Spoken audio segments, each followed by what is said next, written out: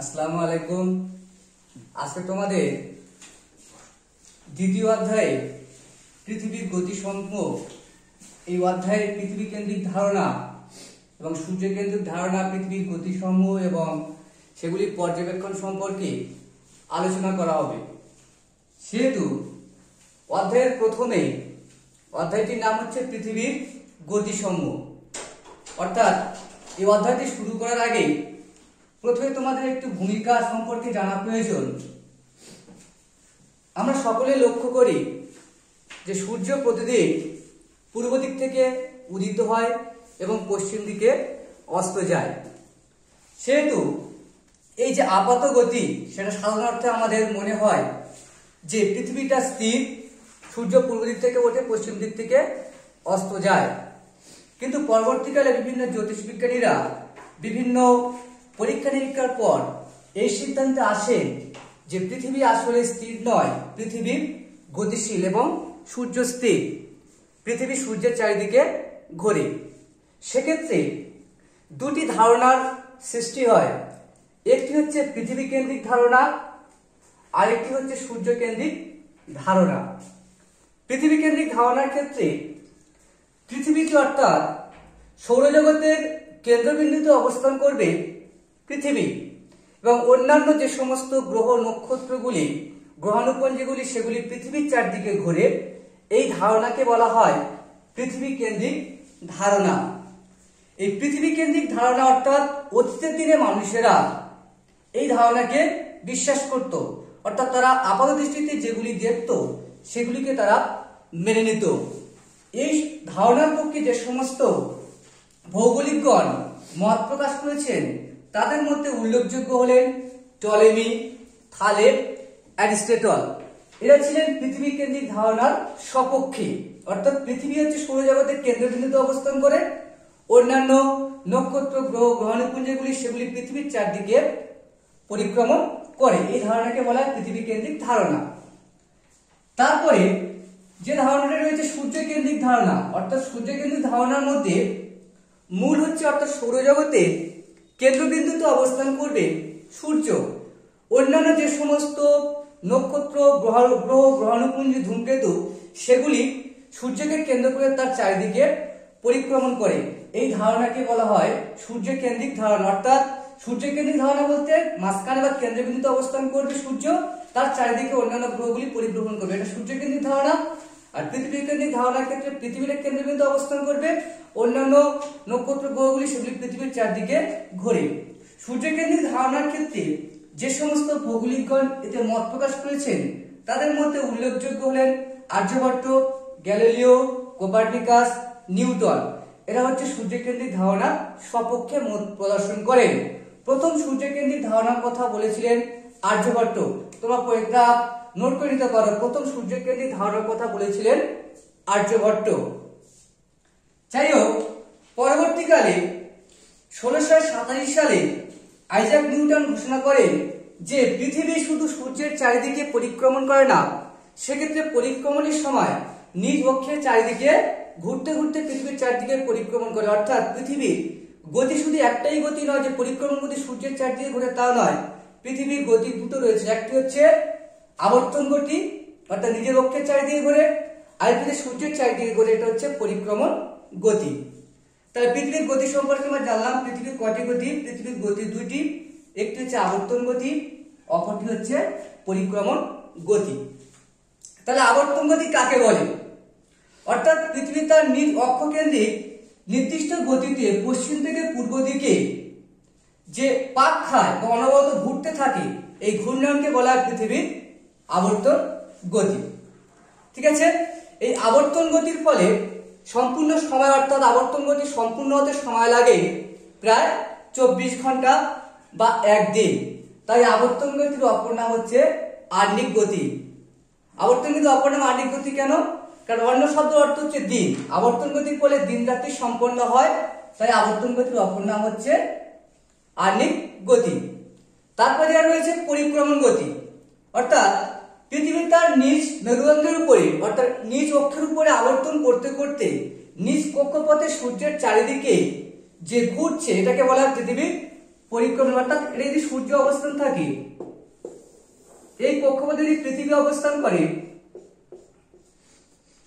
পৃথিবীর যে স্থানটা অর্থাৎ পৃথিবী সম্পূর্ণরূপে নিজ কক্ষপথে একবার ঘুরে এই স্থানে আসতে সময় লাগে 365 দিন 5 ঘন্টা 48 মিনিট 46 সেকেন্ড, অর্থাৎ সম্পূর্ণ 1 বছর সংঘটিত হয়। তাই পরিক্রমণ গতির অপর নাম হচ্ছে বার্ষিক গতি। এই পরিক্রমণ গতির ফলে 1 বছর হয় বলে এটাকে বলে বার্ষিক গতি। আর আবর্তন গতি যে স্থানটা সূর্যের দিকে থাকে সেটি পশ্চিম থেকে পূর্ব দিকে আবার সেই স্থানে ফিরে আসতে সময় লাগে প্রায় 24 ঘন্টা, এটাকে বলা হয় আবর্তন গতি, যার অপর নাম হচ্ছে আহ্নিক গতি। আর সম্পূর্ণ একবার ঘুরে আসতে সময় লাগে 1 বছর, তাই পরিক্রমণ গতি অপর নাম হচ্ছে বার্ষিক গতি। এবারে পার্থক্য অনেক সময় আসে, আবর্তন গতি এবং পরিক্রমণ গতির পার্থক্য কি? তাহলে খুবই সোজা। আবর্তন গতির ক্ষেত্রে নিজের অক্ষকেন্দ্রিক ঘূর্ণন হচ্ছে আবর্তন গতি, আর পরিক্রমণ গতির ক্ষেত্রে কি, সেটা সূর্যকেন্দ্রিক ঘূর্ণন। যখন নিজের অক্ষের চারদিকে ঘুরবে সেটা আবর্তন, যখন সূর্যের চারদিকে ঘুরবে সেটা হবে পরিক্রমণ। আবর্তন গতির ফলে সম্পন্ন হয় করি প্রায় 24 ঘন্টা আবর্তন গতি সম্পন্ন হয়। পরিক্রমণ গতির সাথে সময় লাগে কত? 365 দিন। আবর্তন গতি সাধারণত নিরক্ষরেখার আবর্তন গতির পরিমাণটা সবচেয়ে বেশি থাকে এবং মেরুতে আবর্তন গতির পরিমাণ সবচেয়ে কম থাকে। পরিক্রমণ গতির ক্ষেত্রে অপসীম অবস্থানে আবর্তন গতির পরিমাণটি কমে এবং অনুসীম অবস্থানে আবর্তন গতির পরিমাণটি বাড়ে। আবর্তন গতি বলে কি কি সংঘটিত হয়? আবর্তন গতি বলে দিনরাত্রি সংঘটিত হয়, উষাগোধূলির সৃষ্টি হয়, এগুলো হচ্ছে আবর্তন গতির ফলাফল। আবার পরিক্রমণ গতি বলে কি সৃষ্টি হয়? সূর্যের উত্তরায়ণ, সূর্যের দক্ষিণায়ন বা চাপ বলয়, তাপ বলয়ের অবস্থানের পরিবর্তন, এগুলি সাধারণত পরিক্রমণ গতির ফলে সংঘটিত হয়। তাহলে এটি হচ্ছে আবর্তন গতি এবং পরিক্রমণ গতির মধ্যে পার্থক্য। এবারে পৃথিবীর যে আবর্তন গতি হচ্ছে, অর্থাৎ পৃথিবী যে নিজ অক্ষের চারদিকে ঘুরছে, সেই আবর্তন গতির কিছু পর্যবেক্ষণ বা প্রমাণ। প্রথম যে প্রমাণটি রয়েছে, 1 নম্বরে সূর্যের দৈনিক আপাত গতির পর্যবেক্ষণ। আমরা যে সূর্যকে যেটা দেখি, দৈনিক আমরা সূর্যকে পূর্ব দিকে অর্থাৎ ভোরবেলায় পূর্ব দিক থেকে উদিত হতে এবং বিকালে সন্ধ্যার দিকে পশ্চিম দিকে অস্ত যেতে দেখি। আপাত দৃষ্টিতে আসল কারণ পৃথিবী পশ্চিম দিক থেকে পূর্ব দিকে আবর্তন করে, ফলে আমরা সূর্যকে পূর্ব দিক থেকে পশ্চিম দিকে যেতে দেখি। বাস্তব উদাহরণের ক্ষেত্রে কোন একটি ট্রেন বা বাস যদি উত্তর দিক থেকে দক্ষিণ দিকে যায়, সেহেতু পার্শ্ববর্তী অর্থাৎ পাশে যে সমস্ত ঘরবাড়ি গাছপালা যেগুলো স্থিতিশীল অবস্থা রয়েছে, সেগুলিকে যখন মনে হয় দক্ষিণ দিক থেকে উত্তর দিকে ছুটছে। কারণ যে বস্তুটি গতিশীল বস্তুটি যেদিকেই যায়, তার পার্শ্ববর্তী শ্রেণীর স্থিতিশীল বস্তুগুলি তার বিপরীত দিকে চলমান অবস্থা বলে মনে হয়। ঠিক একই রকম পৃথিবী আবর্তন করছে পশ্চিম দিক থেকে পূর্ব দিকে, তাই আমরা সূর্যকে পূর্ব দিক থেকে পশ্চিম দিকে যেতে দেখি। তাহলে এর থেকে প্রমাণিত হয় কি পৃথিবীর আবর্তন গতি রয়েছে। অর্থাৎ যদি পৃথিবীর আবর্তন গতি না থাকতো তাহলে আমরা এটি লক্ষ্য করতে পারতাম না। সূর্য আপাতদৃষ্টিতে স্থির, পৃথিবীর আবর্তনের জন্য আমরা সূর্যকে পূর্ব দিক থেকে পশ্চিম দিকে যেতে দেখি। তারপর রয়েছে 2 নম্বর পয়েন্ট রয়েছে পতনশীল বস্তুর আপাত সঞ্চালন। পতনশীল বস্তুর আপাত সঞ্চালন বলতে সাধারণত যে বস্তু উপর থেকে নিচে পড়ে, বায়ু সাধারণত নিশ্চল অবস্থা থাকলে, অর্থাৎ বায়ু যদি বা বাতাস যদি প্রবাহিত না হয়, নিশ্চল অবস্থা যদি থাকে, তাহলে কোনো বস্তু বা পৃথিবীর আবর্তন গতি যদি না থাকে, সেই অবস্থায় যদি কোনো বস্তু কঠিন বস্তু উপর থেকে নিচে ফেলে দেওয়া হয়, কোনো পাথরের টুকরো বা বরফখণ্ড, তাহলে সেই বস্তুটি সেই একই জায়গায় পতিত হবে। তাহলে পৃথিবীর আবর্তন গতি থাকার জন্য উপর থেকে যদি কোনো বস্তু নিচে পড়ে, ওটা পতিত হয়, সেহেতু সেই বস্তুটা যে সরাসরি যে জায়গাটি পড়ার কথা সেই জায়গাটি না করে কিছুটা পূর্ব দিকে এগিয়ে পড়ে। তার কারণ পৃথিবীর আবর্তন গতি থাকার জন্য। যদি পৃথিবীর আবর্তন না থাকলে বস্তুটি সেই একই জায়গায় পড়তো।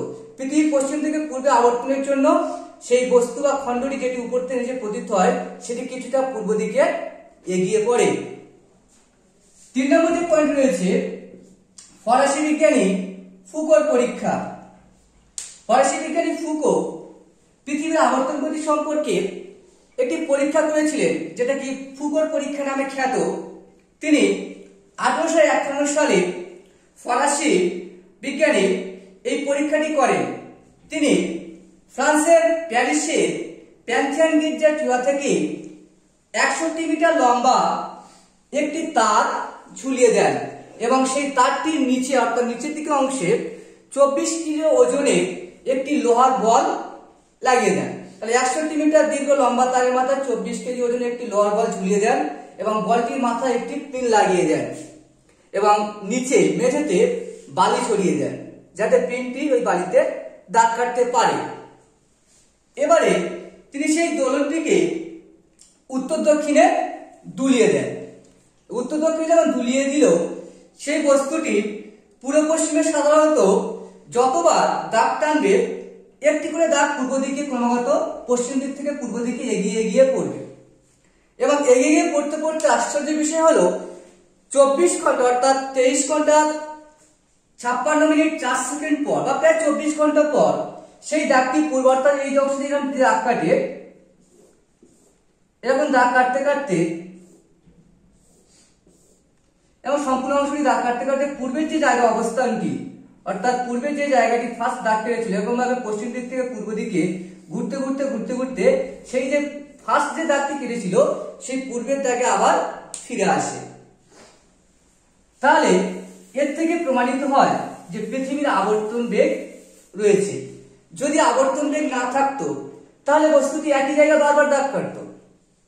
তাহলে আবর্তন বেগ থাকার জন্য যতবার দাগটি কাটছে ততবার একটু একটু করে পূর্ব দিকে এগিয়ে আসছে এবং 24 ঘন্টা পর আবার সেই পূর্বের দাগে ফিরে এসছে। এটাই হচ্ছে বিজ্ঞানী ফুকোর পরীক্ষা। তারপরে যে পয়েন্ট রয়েছে পৃথিবীর বর্তমান আকৃতি।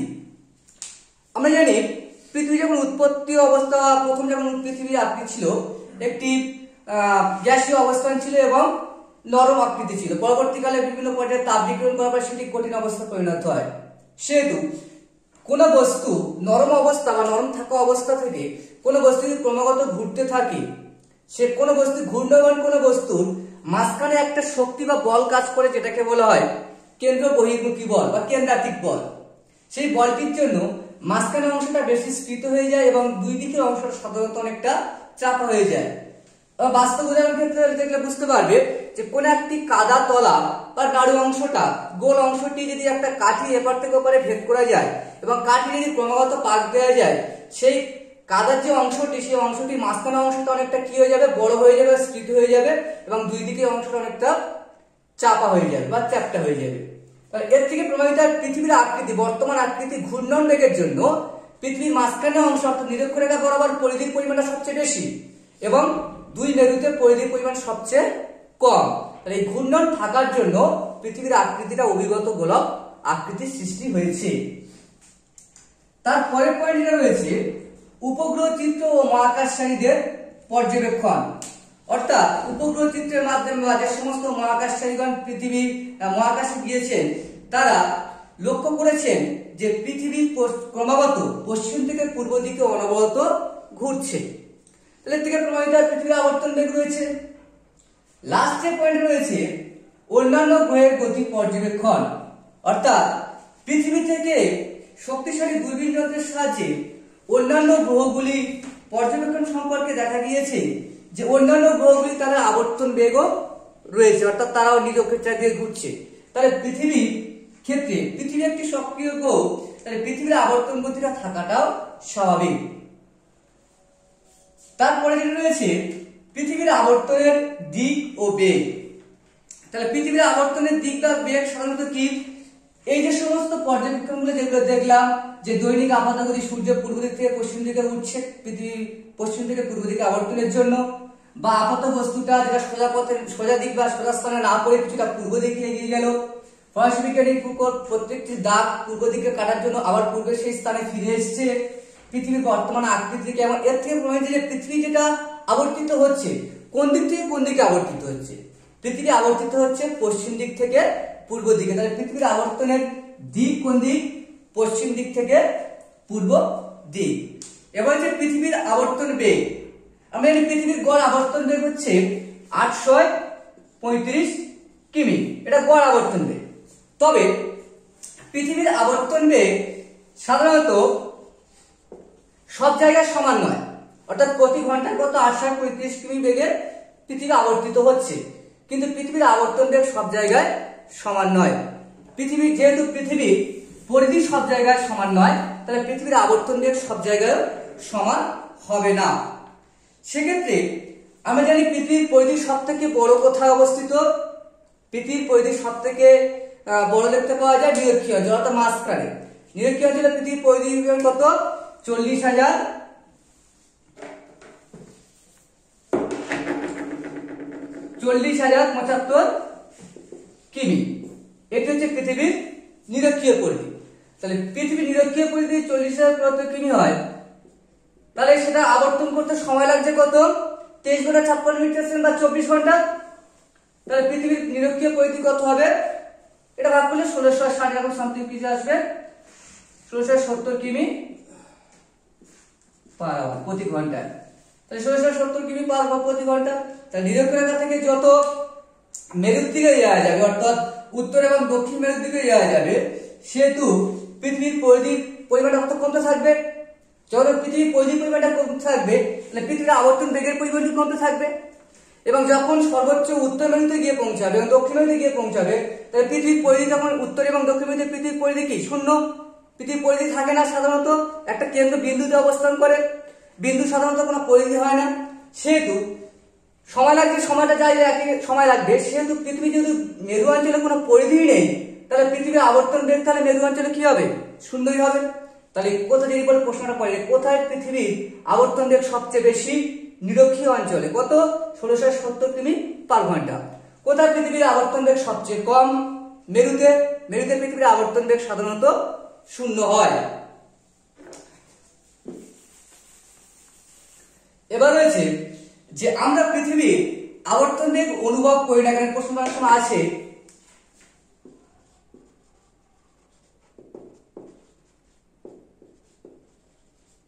আমরা পৃথিবীর আবর্তন বেগ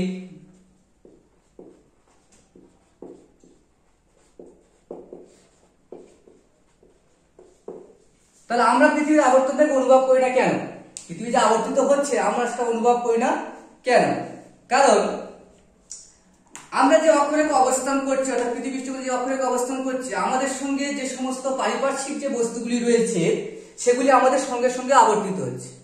যেমন যদি পাশাপাশি অবস্থিত দুটি চলমান ট্রেন, দুটি ট্রেনের গতি সমান, একই গতিতে যাচ্ছে, ফলে পাশাপাশি অবস্থিত দুটি ট্রেনকে দেখলে মনে হবে যে দুটি ট্রেন যেন স্থির অবস্থায় রয়েছে।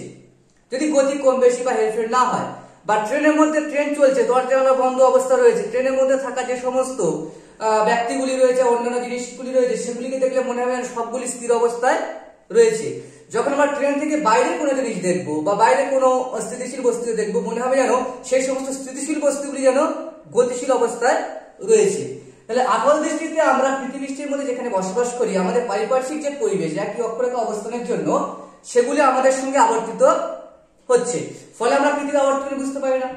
যদি আমরা খালি চোখে আমরা যদি পৃথিবীর বাইরে কোনো জিনিস দেখতে পারতাম বা বাইরে অন্য কোনো জিনিস যদি দেখতে পেতাম, তাহলে আমরা বুঝতে পারতাম যে ওই সমস্ত গ্রহগুলি বা আমরা পৃথিবী আবর্তিত হচ্ছে। তাহলে যারা যে সমস্ত মহাবিশ্বাস যারা পৃথিবীর বাইরে থেকে যদি পৃথিবীকে দেখার আমরা সুযোগ পাই, তাহলে সেক্ষেত্রে আমরা বুঝতে পারতাম যে পৃথিবী আবর্তিত হচ্ছে। তাহলে যে সমস্ত মহাকাশচারীগণ যারা গিয়েছেন পৃথিবীর বাইরে, তারা পৃথিবীকে দেখেছেন যে পৃথিবী আবর্তিত হচ্ছে। তাহলে আমাদের সঙ্গে আমাদের পারিপার্শ্বিক পরিবেশ সবকিছু আবর্তিত হচ্ছে বলে আমরা পৃথিবীর আবর্তন বেগকে বুঝতে পারি না। এখানে আরো একটা প্রশ্ন আসে যে যদি পৃথিবীর আবর্তন গতি থেমে যায় তাহলে কি হতো? পৃথিবীর আবর্তন গতি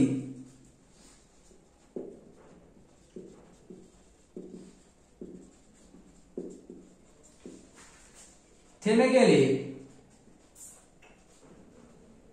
কি হতো? হঠাৎ যদি পৃথিবীর আবর্তন গতি থেমে যায় তাহলে কি হবে? তাহলে সেই বাস্তবে যদি ট্রেন বা বাস যদি চলমান গতিশীল বা কোনো জিনিস থাকে যেটা আবার চলছে, সেই জিনিসটা থেমে গেলে কি হয়? যাত্রীরা সাধারণ সামনের দিকে ঝুঁকে যায়। তাহলে কোনো বস্তু যদি অনবরত ঘুরতে থাকে বা পাক খেয়ে দেয়, সেই যদি বস্তুর ঘূর্ণন যদি থেমে যায় তাহলে কি হবে? তার মধ্যে থাকা যে সমস্ত বস্তু, অর্থাৎ আমাদের যদি পৃথিবীর আবর্তন যদি থেমে যায়, তাহলে যে সমস্ত পাহাড় পর্বত মালভূমি, যে সমস্ত মানুষ অন্যান্য ঘর বাড়ি পরস্পরের সঙ্গে আঘাতে কি হয়ে যাবে? ছিন্ন ভিন্ন হয়ে যাবে, ধ্বংসপ্রাপ্ত হয়ে যাবে সবগুলি। তাহলে পৃথিবীর আবর্তন যদি থেমে গেলে এগুলি সৃষ্টি হবে। তাহলে আজকে ক্লাস এই পর্যন্ত। এই ভিডিও যদি কোনো কিছু সমস্যা থাকে বুঝতে বা কোনো কিছু জানার থাকে তোমরা কমেন্ট বক্সে অবশ্যই জানাবে, এগুলির উত্তর দিয়ে দেওয়া হবে।